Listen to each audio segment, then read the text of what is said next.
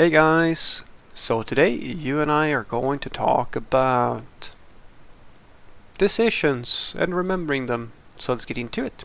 So the question in question was, hi Frederick, as a tech lead, how do you remember decisions made on a project, especially when your engineers asks you question over the phone and you provide answers and sometimes don't remember the context when the engineer says they did as they was instructed by you? That's an easy one. You write down in the story card what the scope change was.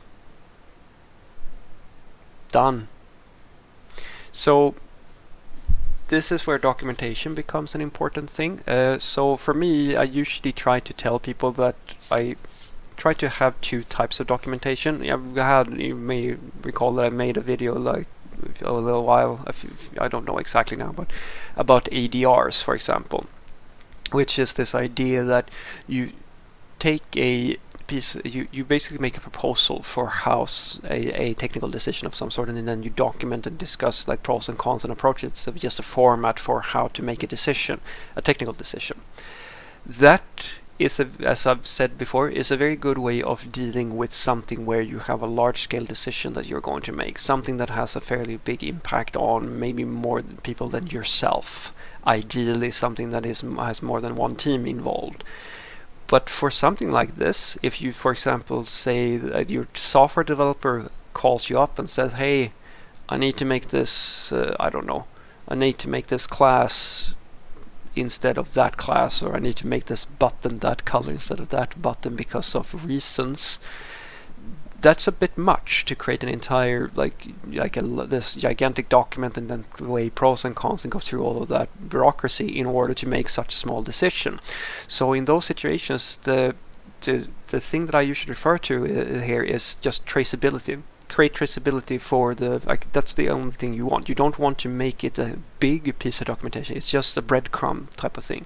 You create something that can give you some type of mental hook back to the thing that you talked about, and the big RFCs, ADRs, like these sorts of things, that's more permanent documentation. It's the same thing with product documentation or public, how you do certain processes, or how, like these long living pieces of documentation. But here it's fine to do just a story card comment. So what I usually tell people is this is my style of doing it, at the very least, when I talk about scope creep or decisions made on a story. So make sure that you write a good story specification. That's number one. The reason why that is important is because most people suck at it. Practically everybody does. They don't fill out a good description of like what are we supposed to be doing, and they don't put any acceptance criteria or anything like that. I always do this. So my format is very simple. I write a description saying that we're going to build this thing because we need to achieve this, and here are some examples. If I have screenshots or some more videos or some artboards or something like that, here are a few reference screenshots or references that you can look at to sort of get what we're going to make.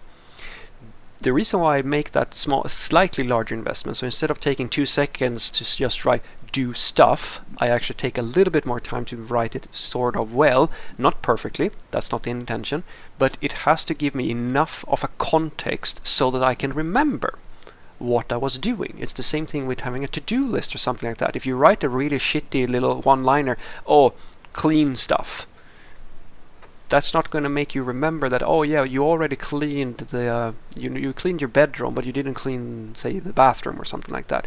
That's not good enough. As I said, it has to give you enough of a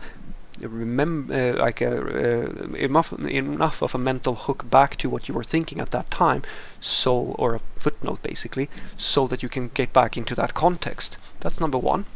Number two is, as I said, the acceptance criteria, and specifying that to start off with, because now you know what you're supposed to achieve. And so if your developer now calls up and says that, yeah, you have written that we need to achieve these things, but I have to do something slightly different, then you tell them this one very important thing. Put a comment on, because every story card has some type of comment section. Don't change the original acceptance criteria. Don't change the original description. Add a comment. Just append only, because what now happens is that you can trace what the original specification was and you can see how the scope changed. And a comment is a perfect way of doing that. And then you ask your software developer, if say that you're not at your computer or something like that, cool, do this thing that I just instructed you to do, and then write on the card what we talked about, what we just said. Write that and send me a link when you wrote that thing so that I can check what you wrote. Or maybe you write it. It doesn't really matter who does it. Just make sure that there's a connection that you both see, and then you send the link so that you both see the message that was just written. And now you have a very short, very simple little contract between the two of you, and both of you remember what you talked about, right? The reason why this is important is because now this might never be used again, because you might remember. But if you are in the situation that you are describing, where you have a hard time remembering, then the only thing that you have to remember in order to get back to the same mental context that you had when you were discussing the thing is that you have to remember the story card number. That's it. As soon as you find the story card, you will remember the decision. And then if it turns out that this little tiny decision that you made fits into something bigger, maybe it has to be upgraded to like a long-term guide or new documentation, well, that's easy. You made this tiny little footnote that makes you remember what you decided, and there's a ledger or like an append-only way of looking at the scope change, and now you can upgrade that to some type of permanent documentation or something like that if you actually need to. But if you don't need to, you haven't done more than the bare minimum to just get back to the same mental context you had when you made a decision. So what I want you to take away from this is that the way that I remember decisions that I make is that I use the story card, basically. It's not that difficult. Make sure that when you write story cards that you sort of separate the two of like long-term permanent documentation like ADRs, RFCs, onboarding guides and tutorials and all this sort of long-term stuff, right, which usually requires a bigger investment, and learn how to create very effective small footnotes or mental hooks or something like that that makes you remember what you were thinking at a given time.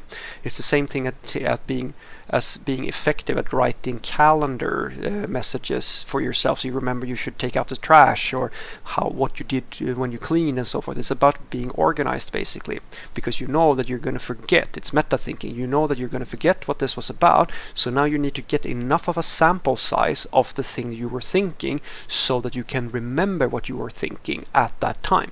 So don't just do a little one-liner, because it's probably going to end with you realizing that shit, yeah, I wrote that, but I don't remember what it meant.